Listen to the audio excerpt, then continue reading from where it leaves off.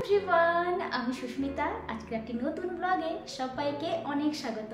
যে যেখান থেকে দেখছো আশা করছি প্রত্যেককে খুব ভালো আছো, সুস্থ আছো। আমরাও কিন্তু অনেক ভালো আছি। আজ হচ্ছে শনিবার, আর দুপুর সকাল থেকে আর ভিডিওটা করিনি। আজকে না একটু বাইরে বেরোবো আমরা। এখানে কাছেই একটি জায়গায় হানাবি ফেস্টিভ্যাল হচ্ছে, তো আজ আমরা ওখানেই যাব। হাজব্যান্ডের অফিস ছুটি ছিল, তো চলো ওর জন্য আমি রেডি হচ্ছি। গতকাল যে ড্রেসটা পরে গেছিলাম গেট টুগেদার পার্টিতে, ওটাই আবার পরে নিয়েছি। ঠিক আছে, চলো রেডি হয়ে নি। হ্যাঁ, আজকাল যা গরম পড়েছে, জাপানে প্রচন্ড গরম পড়েছে, প্রচন্ড গরম পড়েছে। এত গরম না, আর আমার প্রচন্ড ঘাম দেয়, এত বিরক্ত লাগছে সে আর বলার নয়। তাই ভাবলাম যে ফ্যানের নিচে দাঁড়িয়ে কিছুক্ষণ একটু ঠান্ডা হই, তারপর কি রেডি হব, না হলে সবকিছু না আমার একদম গন্ডগোল হয়ে যায়। এই ফ্যানটা যা কার্যকরী না, যেখানে খুশি ক্লিপের মতো আটকে দাও, কোথাও ম্যাগনেট রয়েছে, কোথাও ওকে স্টিক করে দাও, ব্যাস আরামসে হয়ে যায়। এত ভালো একটা জিনিস। আর আজ হলো সেই বিখ্যাত দিন 5ই জুলাই, যেদিন নাকি শুনেছিলাম সবাই যে ভয়ঙ্কর কিছু ঘটতে চলেছে জাপানে। আর এই নিয়ে সবার মনে তো একটা ভয়ের সৃষ্টি হয়েছিল, তবে আমার মধ্যেও হয়েছিল। অ্যাকচুয়ালি শনিবার আজকে হাজব্যান্ডের অফিস ছিল, ছুটি ছিল না, তবে গতকাল রাত্রেতেই জানতে পারলাম যে ওর আজকে ছুটি। তো তারপরে আমার একটু টেনশনও কম হয়েছে। তো যাই হোক, আর গতকালের ভিডিওটা পেয়ে সবাই কিন্তু আমাকে অনেক কমেন্ট করেছো, তো সেগুলো আমি আগে একটু পড়ে নেব। আর সব থেকে বড় কথা কি বলতো, হাজব্যান্ড যখন তার অফিসে সবাইকে জিজ্ঞাসা করেছিল যে এরকম কিছু ঘটতে চলেছে কি না, তখন তারা কিন্তু সবাই বলেছিল যে না, এমন তো কিছু ঘটতে চলেছে বলে আমরা জানিও না। আর যে ভদ্রলোক এই কথাটা বলেছে তাকেও নাকি ওনারা চেনেন না। তো এরকম তো হতেই পারে। তো এই হচ্ছে ব্যাপার। তো যাই হোক, আমি এখন রেডি হয়ে গেছি, তো চলো এবার বেরোনো যাক। উমা মাইতি দিদিভাই কমেন্টে বলেছিলে তোমার ভিডিও দেখে শান্তি পেলাম। গতকালের নিউজে দেখলাম জাপানে কোনো এক নাকি আগ্নেয়গিরি জেগে উঠেছে, গভর্নমেন্ট সুনামি সতর্কতা জারি করেছে। কথাটা শোনার পর থেকে শুধু তোমার কথা মনে পড়ছিল। যাই হোক, ভালো থেকো তুমি। থ্যাংক ইউ দিদিভাই। তুমি তোমার এই কমেন্টটা পড়ে না আমার এটা মনে হলো যে শুধুমাত্র আমার বাড়ির লোক নয়, আমার ইউটিউব তো একটা বিশাল বড় ফ্যামিলি, আর সেখানে অনেক অনেক ভালোবাসার মানুষজন রয়েছে যারা আমাকে অনেক ভালোবাসো। তো সবাইকে অসংখ্য ধন্যবাদ। আর মিস সিজা ওয়ার্ল্ড থেকে দিদিভাই বলেছো সুস্মিতা সব সময় ভালো থেকো এইভাবে। দেখো তোমরা তো দূরে থাকো, মা বাবা বাড়ির লোক সবারকে চিন্তা হয়, তো তাই না? একদম ঠিক বলেছো দিদিভাই, সবারকে সত্যি চিন্তা হয়। আর আমার তো ইউটিউবে একটা বিশাল বড় ফ্যামিলি, আমি তো আগে সত্যি বুঝতে পারিনি যে সবাই আমাকে এতটা ভালোবাসা, এতটা কেয়ার করো। সুস্মিতা দিদিভাইও বলেছো খুব ভালো করেছো এটা জানিয়ে যে তোমরা একদম সেভ আছো। খুব ভালো থেকো, অনেক শুভকামনা, ভালোবাসা রইল। একদম দিদিভাই, তোমাদের এরকম ভালোবাসা আশীর্বাদ অবশ্যই আমার সঙ্গে থাকুক, আর আমি চাইও যেন থাকে। আর অনেক ভালোবাসা তোমাকেও। তংশু দিদিভাই, মমতা দিদিভাই, অনেকে প্রত্যেককে আমাকে কমেন্ট করে বলেছো যে আমি যেন সেফ থাকি, ভালো থাকি, আর আমি জানি এটা ভালো করেছি।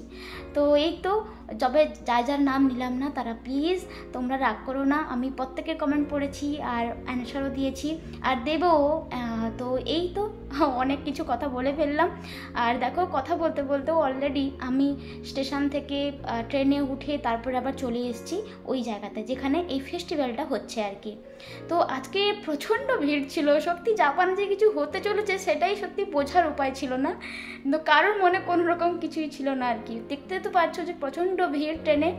তারপরে আজকে যেহেতু এদের একটা ফেস্টিভ্যাল, তাই বেশিরভাগ দেখতে পাবে সবাই এদের যে ট্র্যাডিশনাল ড্রেস রয়েছে, কিমোনো ড্রেস, সেই ড্রেস পরে কিন্তু সবাই এসেছেন আর কি।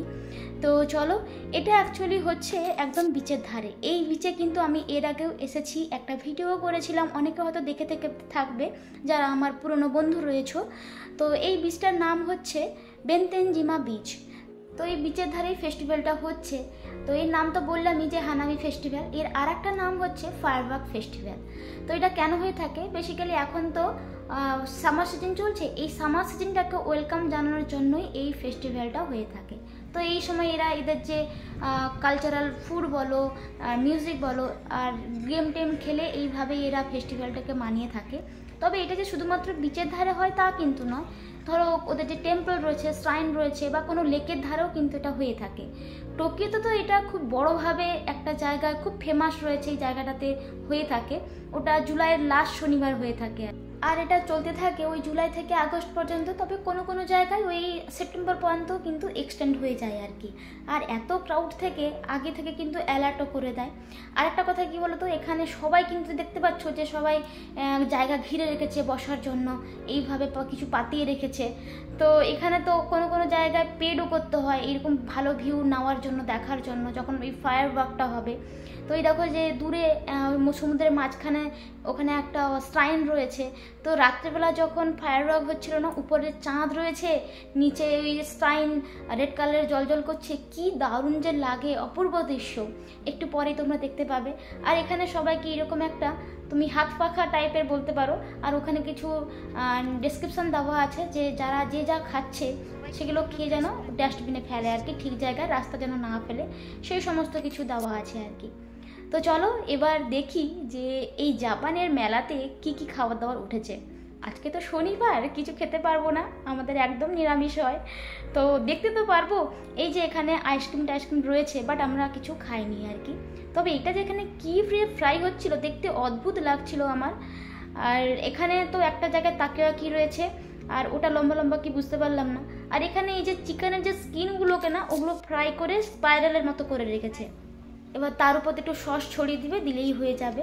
আর এখানে চাউমিনের সব প্যাকেট করে রেখেছে, ওর মধ্যে কোথাও চিকেন দিয়েছে, মাটন দিয়েছে, বিফও দিয়েছে, এইসব দিয়েছে। আর চলো সামনের দোকানটাতে কি রয়েছে, এই যে এখানে রয়েছে এইরকম সুন্দর সুন্দর কিছু ক্যান্ডি। আর এই সামনের আরেকটা দোকানটাতে, এখানে তো বিশাল একটা সুন্দর জিনিস, এটা হচ্ছে কলার ক্যান্ডি, বুঝেছো? এই কলাটাকে ছাড়িয়ে কিছু করবে না, জাস্ট ওখানে চকলেটের সিরাপ রয়েছে, সিরাপের মধ্যে ঢুকিয়ে দিয়ে ওটাকে কিছুক্ষণ ধরে এইভাবে হ্যাং করে রাখবে। যেটুকু চকলেটের সিরাপ রয়েছে ওটা নিচের দিকে গড়ে পড়বে, এবার সুন্দর করে ডেকোরেশন করে দেবে। আর এগুলো সব রয়েছে একদম অ্যাকচুয়াল ফ্রুটের ক্যান্ডি, মানে পিচের ক্যান্ডি, আনারসের ক্যান্ডি, এইসব আর কি।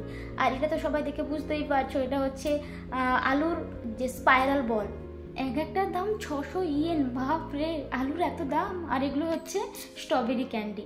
তো এইসবই দেখছিলাম, হঠাৎ করে দিদি আমাকে দেখে ডাকতে শুরু করলো, তো চলে এসেছি। এইরকম সব দোকান বসছে, আর ওদিকে দেখিনি। আর ওই দিন যে গেট টুগেদার পার্টিতে গেছিলাম, এই দিদির সঙ্গে আমার আলাপ হয়েছে আর কি। খুব সবার সঙ্গে দেখা হয়ে আমরা এক জায়গায় বসে গল্পগুজব করছিলাম। আর আমরা তো এখানে পৌঁছেছি ওই 4:30-5টার দিক করে। তারপর তো সবাই ওই বসেছিলাম পুরো 7:30 8টা পর্যন্ত। 8টা থেকেই টাইমিং ছিল আতশবাজি হওয়ার। তবে তার আগে নাকি একটা অনুষ্ঠান হওয়ার কথা ছিল, তবে ওটা নাকি অনেক আগেই হয়ে গেছে। তাই সবাই মিলে বসে খুব বোর হচ্ছিলাম। তবে সন্ধে এখন হয়ে গেছে, কিছুক্ষণ পরে শুরু হবে। সবাই কিন্তু দেখো, অবশ্যই ভালো লাগবে আশা করছি।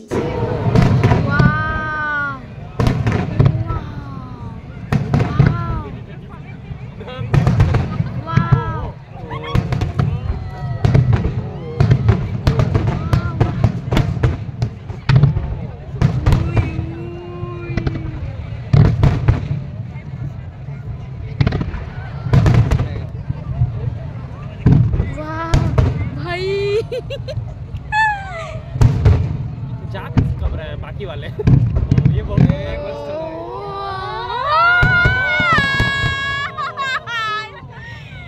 कोरोना मस्त मस्त है।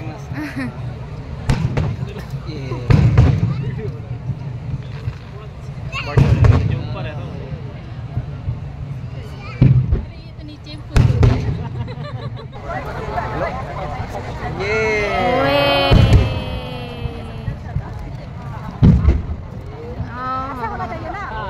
उससे भी ऊपर जा रहे हैं, बहुत ही ऊपर है। अब लग रहा है पाइप।